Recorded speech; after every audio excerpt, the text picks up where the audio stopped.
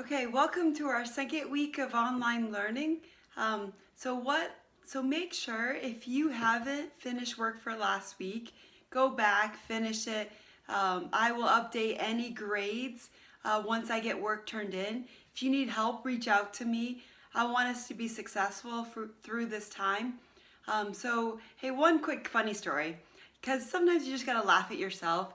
So I was taking a video for my Algebra 1 class about an hour ago, and it was a 10-15 minute video on systems of equations word problem. And I got through the end of it, and I was like, why did my camera just shut off? And I kept going, and then I finished it, and then I noticed I had my first picture, and I had a last picture, but I didn't have any content in between. I had it on picture mode instead of video. Will I make that mistake again? Probably, but that's okay. We learn. So at least you can laugh at yourself. So what I have this week, what we're talking about is rational radical form, the difference between. So make sure this is the first video. They're going to be 5 to 10 minutes each day. There'll be 3 days of videos and a little assignment to practice for each of those. And then Friday will be a makeup day. So work still needs to be turned in on due dates, but you can make up things for late grades on Friday, no new material. So if you have things caught up by Thursday, you have the 3-day weekend. So that's be our setup for this time. So if you could, this right here, if you can put today's Monday 3:30, but title it, so keep notes for yourself to keep track.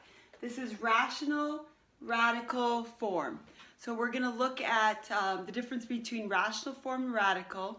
Today we're just going to practice it, and then the next video the next 2 videos will actually go for simplifying using rational radical form. Okay, so first thing, so I'm going to put it over here. So if you could write x to the 2/3 down. So what we have x we know is our base. So whatever, this is our base. And we've talked about exponents and properties of exponents, but we've had integer exponents, x to the 3rd, x to the -2nd, not a fractional exponent. So in Delta Math, this is also exponential form. So if you see rational or exponential, it means the same thing. So our exponent is actually made up of 2 parts. It is made up of a power. So your numerator is the power divided by the root. So we have power, we have root. So x to the 2/3 is our rational form. So what that would be, so radical, you have your radical symbol. So your base goes underneath the radical symbol, but your power is 2, and your root. The root is the handle, goes in the handle. We've seen square root, which if you just have this symbol, that means the square root of x. But your root is 3, so 3, make sure it's small, kind of goes like in the handle. So it's the cube root of x squared. Now I like looking at that when we simplify, I like to make it smaller before I make the number bigger, but this would also be equivalent if you wrote the cube root of x squared underneath. It means the exact same thing, but I'm going to write it like this for our purposes. So let's try another one. So we have, let's put a number 5 to the 3/4. So that's rational. 5, our power is 3, and our root is 4. So make your radical symbol. So what goes in the handle here? So what is that? So think of the bottom, like the root of the tree is the base, the denominator. This is our root. So the 4 goes here. Our base is a 5. To the power of 3. So this means the 4th root of 5 cubed. Or this would be also equivalent, the 4th root of 5 to the 3rd power. Okay, so let's see if I give it to you in radical form. So let's go, we have the 5th root of, let's go y. The 5th root of y to the 7th power. So write down the 5th root of y and then the power 7. Let's put it into rational form. So what's our base? We got y. Make sure the exponent looks like it's up in the air, so you have your fraction.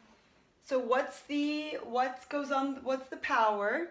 The 7. What's the root? So remember, the root is like the base of the bottom of a tree. It's always in the bottom. So we have y to the 7/5 power. So let's do one more like that. We got the 4th root of w to the 9th power. So the 4th root of w to the 9th.